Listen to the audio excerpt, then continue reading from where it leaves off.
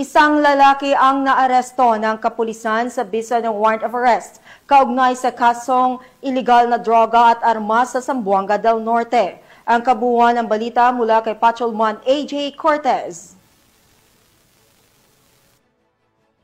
Aresto ng mga tauhan ng Cebuco Municipal Police Station, katuwang ang 2nd Zamboanga del Norte Provincial Mobile Force Company, ang isang wanted person sa isinagawang law enforcement operation bandang alas 5:30 ng hapon nito lamang ika-12 ng Oktubre taong kasalukuyan sa Barangay Nala, Cebuco, Zamboanga del Norte. Kinilala ang naarestong sospek na si alias Aldi, 54 anyos, lalaki, may asawa at isang fish vendor na residente ng nasabing barangay.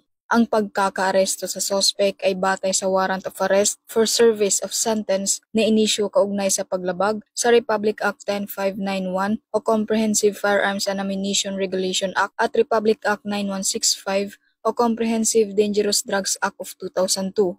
Ang mga warrant ay nilagdaan ni Honorable Ella Michelle Santa Maria Cubero, presiding judge ng Branch 27 RTC 9, Siocon, Zamboanga del Norte, noong ika-3 ng Setyembre taong kasalukuyan. Matapos ang matagumpay na operasyon, dinala ang sospek sa kustodiya ng Cebuco Municipal Police Station para sa wastong disposisyon at dokumentasyon. Ang naturang operasyon ay bahagi ng patuloy na kampanya ng Zamboanga del Norte Police Provincial Office laban sa mga wanted persons upang matiyak ang kapayapaan at kaayusan sa lalawigan.